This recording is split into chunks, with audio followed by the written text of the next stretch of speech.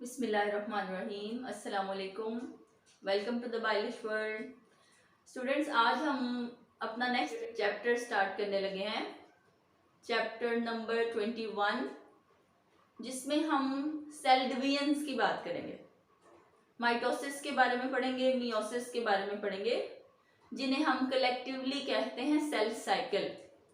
तो एक्चुअली हमारे चैप्टर का नाम है सेल साइकिल, जिसमें आज हम डिस्कस करने लगे हैं सेल साइकिल की डेफिनेशन और उसके कुछ स्टार्टिंग फेजेस।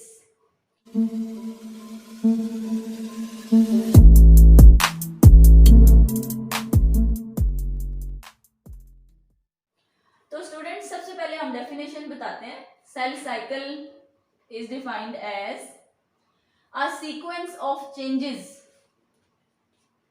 एक सीक्वेंशियल प्रोसेस है जिसमें सेल क्या करता है, पहले अपना साइज इंक्रीज करता है, ठीक है, which involves period of growth.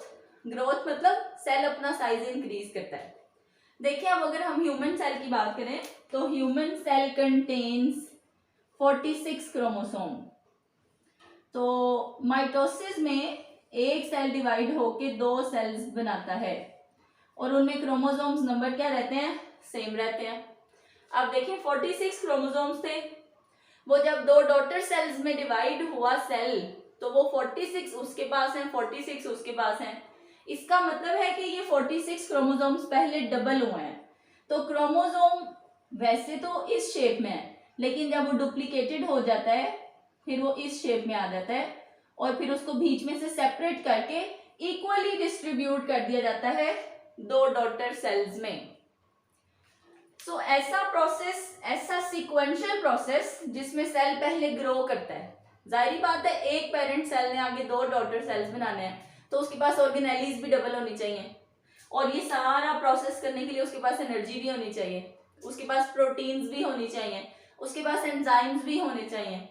तो वो अपने अंदर हर चीज की ना सिंथेसिस स्टार्ट कर देता है, जिसकी वजह से वो पहले फेज में क्या करता है, ग्रो करता हुआ नजर आता है। देन रेप्लिकेशन ऑफ डीएनए, फिर उसका डीएनए क्या हो जाता है, डबल हो जाता है। रेप्लिकेशन का प्रोसेस है जी सेमी कंजर्वेटिव मॉडल, जिसमें डीएनए के दो स्ट्रैंड्स एक दूसरे से सेपरेट हो जाते हैं और एक पेरेंट स्ट्रैंड आगे दो डॉटर स्ट्रैंड में डिवाइड हो जाता है, जो कि बिल्कुल एक दूसरे जैसे होते हैं, आइडेंटिकल होते हैं। तो क्रोमोसोम जो होता है वो इस शक्ल से डुप्लीकेटेड क्रोमोसोम की फॉर्म में आ जाता है। बाद में इसी डुप्लीकेटेड क्रोमोसोम को बीच में से सेपरेट करके इक्वली डिस्ट्रीब्यूट कर दिया जाता है दो डॉटर सेल्स में।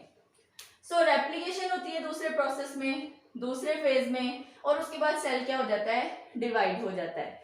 पहले सेल ग्रो करता है, अपनी चीजें डबल करता है, अपने क्रोमोसोम्स डबल करता है, फिर उसके बाद क्रोमोसोम्स की इक्वल डिस्ट्रीब्यूशन होती है और फिर एनिमल सेल क्या करता है, अपनी सेल मेम्ब्रेन को पिंच करके क्लीवेज के प्रोसेस के थ्रू एक सेल से टू डॉटर सेल्स में डिवाइड हो जाता है with same number of chromosomes. मैं माइटोसिस की बात कर रही हूँ स्टूडेंट्स। माइटोसिस में क्रोमोसोम नंबर पेरेंट और डॉटर सेल्स में सेम होता है।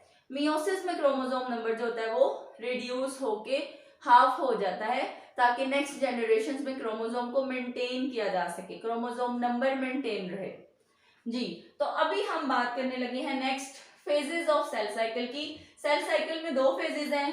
First phase is defined as interphase, period of non apparent division. इसमें कोई डिवीजन होती हुई नजर नहीं आती, ठीक है, सेल की डिवीजन नजर नहीं आती, अपेरेंट नहीं है, ऐसे लगता है जैसे सेल कुछ भी नहीं कर रहा है इंटरफेज में, लेकिन एक्चुअली में इंटरफेज हाईली मेटाबॉलिक फेज है। इसमें सेल बहुत ज्यादा मेटाबॉलिज्म कर रहा होता है। सेल जो है वो अपनी डिवीजन की तैयारी कर रहा होता है, एक से दो में डिवाइड होने की तैयारी कर रहा होता है, प्रोटीन्स बन रही होती हैं, एंजाइम्स बन रहे होते हैं, एनर्जी स्टोर हो रही होती है, क्रोमोसोम्स जो है वो डबल हो रहे होते हैं। तो इंटरफेज में देखने को तो कुछ भी नहीं हो रहा, लेकिन यही लेंथी फेज है, यही लंबा फेज है। अगर हम ह्यूमन सेल की बात करें तो ह्यूमन सेल का टोटल जो सेल की डिवीजन का टाइम है वो है जी 24 आवर्स, जिसमें से 23.5 आवर्स इंटरफेज के हैं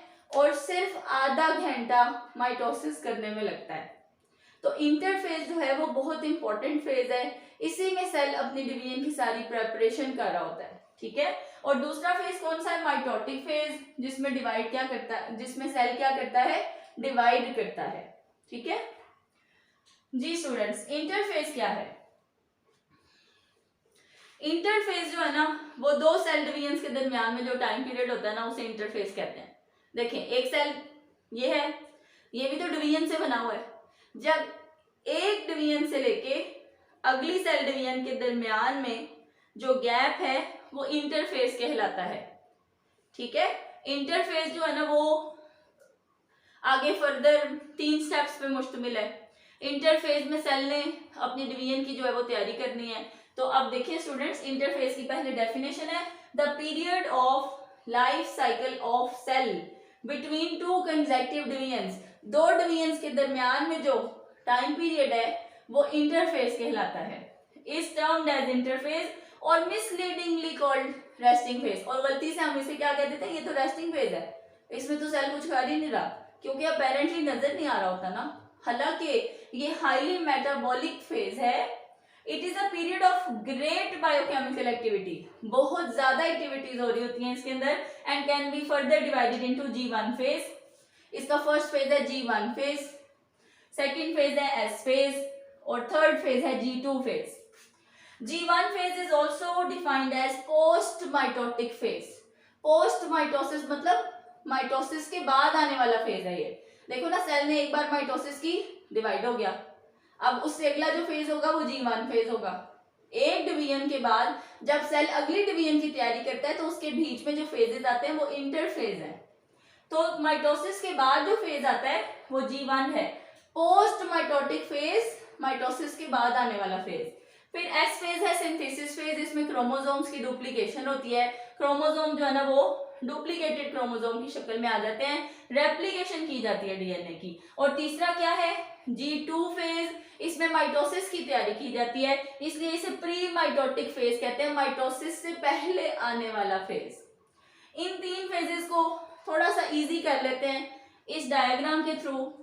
देखिए स्टूडेंट्स, ये है जी सेल, ये डिवाइड होके आगे 2 डॉटर सेल्स बने इससे। अब देखें, ये एक डिवीजन हुई सेल की, अब ये देखें, इस एक डिवीजन से लेके अगली डिवीजन तक के बीच में जितनी भी इवेंट्स आएंगे वो सारे कुल मिला के इंटरफेज कहलाते हैं। और कौन कौन से इवेंट्स हैं, ये देखें, G1 phase, S phase, G2 phase. यहां से आपको ज्यादा इजी हो जाएगा। ये देखें, ये है माइटोटिक फेज M फेज, जहां पे सेल डिवाइड होके 1 से 2 हुआ है।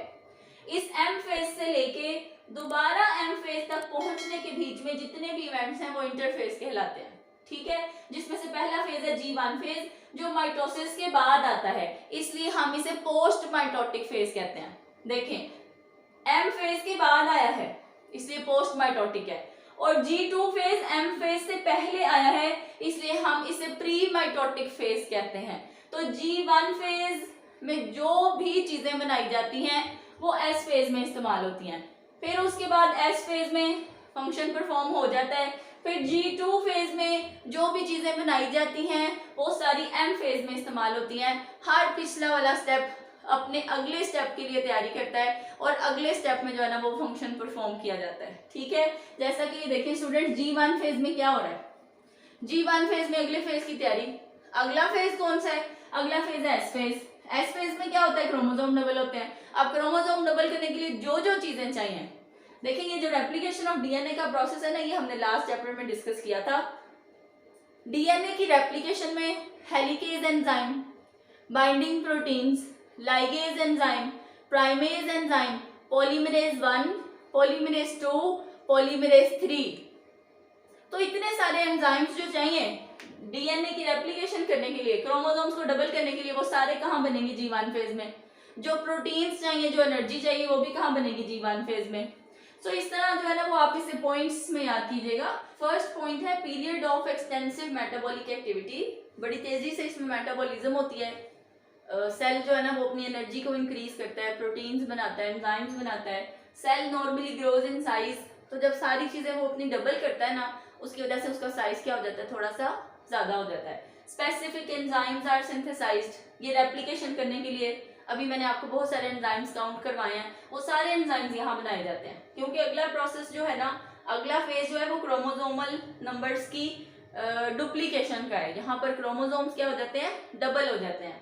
DNA base units are accumulated for DNA synthesis, और ये डीएनए को डबल करने के लिए एक डीएनए से 2 डीएनए के स्ट्रैंड्स बनाने के लिए जितने भी नाइट्रोजनस बेस, जितने भी न्यूक्लियोटाइड्स चाहिए होते हैं वो भी G1 फेज में तैयार हो जाते हैं। बस फिर बाद में उन सारों को आपस में जोड़ के क्रोमोसोम्स को क्या करना होता है, डबल करना होता है, डीएनए को क्या करना होता है, रेप्लिकेट करना होता है। तो नेक्स्ट क्या है, S phase, DNA is synthesised and chromosome number is doubled. DNA replicate होता है और क्रोमोसोम्स ऐसे डुप्लीकेटेड शेप में आ जाते हैं, ठीक है। फिर उसके बाद G2 फेज में जो तैयारी होती है ना, वो माइटोसिस की होती है, यानी कि सेल्स को डिवाइड करने की होती है। सेल्स को डिवाइड करने के लिए पहले क्रोमोसोम्स को डिस्ट्रीब्यूट करना पड़ता है। ये जो डुप्लीकेटेड क्रोमोसोम्स हैं ये ऐसे मेटाफेज प्लेट के ऊपर अरेंज हो जाते हैं और फिर इनको बीच में से सेपरेट करके इक्वली डिस्ट्रीब्यूट कर दिया जाता है इस तरह से। ये देखें, इस तरह से क्रोमोसोम्स जो हैं वो अपोजिट पोल्स की तरफ जाना शुरू कर देते हैं with the help of spindle fibres. तो ये जो मैंने लाइंस बनाई हैं ये स्पिंडल फाइबर्स हैं। तो ये स्पिंडल फाइबर्स की मदद से क्रोमोसोम्स बीच में से सेपरेट होके ऑपोजिट पोल्स पे मूव करना शुरू कर देते हैं। तो ये जो स्पिंडल फाइबर्स बनाने के लिए प्रोटीन्स चाहिए वो G2 फेज में बनती हैं। जो क्रोमोसोम्स को खींचने के लिए एनर्जी चाहिए, सेपरेट करने के लिए एनर्जी चाहिए, वो भी G2 फेज में बनती हैं। माइटोसिस के लिए जो जो प्रोटीन्स चाहिए, आरएनए चाहिए, माइक्रोट्यूब्यूल्स चाहिए, माइक्रोट्यूब्यूल्स ये स्पिंडल फाइबर्स बनाती हैं, वो भी सारा कुछ G2 फेज में तैयार होता है। Preparing the cell for division, energy storage for chromosomal movements, chromosomes को अपोजिट पोल्स पे खींचने के लिए एनर्जी चाहिए, वो भी यहीं बनती है। माइटोसिस स्पेसिफिक प्रोटीन्स, माइटोसिस के लिए जो प्रोटीन्स चाहिए वो भी यहीं सिंथेसाइज होती हैं। RNA and microtubule subunits for spindle fibre synthesised, spindle fibres को बनाने के लिए जो माइक्रोट्यूब्यूल्स चाहिए, ट्यूब्यूलिन प्रोटीन्स की बनी हुई, वो भी G2 फेज में जो है वो प्रिपेयर की जाती हैं। सो माइटोसिस से पहले आता है G2 और माइटोसिस के बाद आता है G1। अब मैंने स्टूडेंट्स आपसे ये बात की थी कि ह्यूमन सेल का सेल डिवीजन की जो टाइमिंग है, सेल साइकिल, जिसमें इंटरफेज भी शामिल है और माइटोसिस भी शामिल है। इंटरफेज और माइटोटिक फेज दोनों की टाइमिंग कितनी है, 24 आवर्स, जिसमें से G1 फेज 9 आवर्स का है, S फेज 10 आवर्स का है, G2 फेज 4.5 आवर्स का है और माइटोसिस करने के लिए सिर्फ 30 मिनट्स रिक्वायर्ड हैं। 30 मिनट लगते हैं सेल को 1 से 2 करने में, लेकिन उसकी तैयारी करने में 23.5 घंटे लगते हैं, जिसको हम इंटरफेज कहते हैं। और इंटरफेज जो है स्टूडेंट्स आज हमने डिस्कस किया है। लास्ट पॉइंट डिस्कस करने लगी हूँ। अब देखिए, हमारी बॉडी में ना कुछ सेल्स ऐसे हैं जो हमेशा डिवाइड करते रहते हैं, जैसे हमारे स्किन सेल्स। हमारे स्किन सेल्स कभी डिवीजन स्टॉप नहीं करते, ये कॉन्टिन्यूसली डिवीजन करते रहते हैं। तो इनको निकाल के हमारी बॉडी में कुछ सेल्स ऐसे भी हैं, जैसे हमारा लिवर और हमारी किडनी, इनके सेल्स ऐसे हैं जो डिवीजन सिर्फ उतनी करते हैं जितना बॉडी मैसेज देती है, ठीक है। फिर उसके बाद वो G0 फेज में चले जाते हैं। देखिए, M फेज के बाद ना सेल जो होता है वो G1 फेज में एंटर हो जाता है, लेकिन G1 में से ही बॉडी अगर ये मैसेज देती है कि फर्दर डिवीजन्स की, फर्दर सेल्स की अभी जरूरत नहीं है, तो G1 फेज में से ही सेल जो है ना वो G0 फेज में चला जाता है। अब यहाँ पे चाहे वो हफ्ते के लिए रुके, डिवीजन स्टॉप है, चाहे वो महीने के लिए हो, चाहे वो सालों के लिए हो, सेल G0 फेज में रहेगा जब तक के सेल की फर्दर डिवीजन की रिक्वायरमेंट नहीं है, जब तक कि बॉडी इसको मैसेज नहीं देती। तो G1 फेज के दरमियान में ही सेल्स जो हैं वो G0 फेज में चले जाते हैं, और कुछ सेल्स ऐसे भी हैं जो हमेशा G0 फेज में ही रहते हैं। जितने सेल्स बनने होते हैं वो ड्यूरिंग एम्ब्रियोनिक डेवलपमेंट, बेबी के बनने में ही न्यूरॉन्स बन जाते हैं, उसके बाद वो सिर्फ ग्रो करते हैं, उसके बाद वो रिपेयर हो सकते हैं, वो ग्रो करते हैं, जैसे जैसे बच्चा बड़ा होता जाता है वैसे वैसे वो डिफ्रेंशिएट होते जाते हैं, अपने अपने फंक्शंस परफॉर्म करना शुरू कर देते हैं। न्यूरॉन्स, न्यूरॉन्स ऐसे सेल्स हैं जिनके पास माइटोसिस करने की एबिलिटी नहीं है और वो परमानेंटली जी नॉट फेज में रहते हैं। दोबारा से रिपीट करने लगी हूँ, कुछ सेल्स ऐसे हैं जो कभी जी नॉट फेज में नहीं जाते, स्किन सेल्स। कुछ सेल्स ऐसे हैं जो semi permanently G naught phase में जाते हैं, जब बॉडी को रिक्वायरमेंट नहीं है तो सेल जी नॉट में चला जाता है, जैसे लिवर और किडनी के सेल्स। और कुछ सेल्स ऐसे हैं जो हमेशा जी नॉट में ही रहते हैं, वो माइटोसिस करते ही नहीं है, और उनमें कौन शामिल है? न्यूरॉन्स। नेक्स्ट लेक्चर में इंशाल्लाह ताला हम माइटोटिक फेज डिस्कस करेंगे, माइटोसिस में कौन कौन से इवेंट्स हैं, किस तरह से सेल क्रोमोसोम्स को इक्वली डिस्ट्रीब्यूट करता है और 1 से 2 सेल्स में डिवाइड हो जाता है। फर्दर लेक्चर्स के लिए चैनल को सब्सक्राइब करें। Thank you, Allah Hafiz.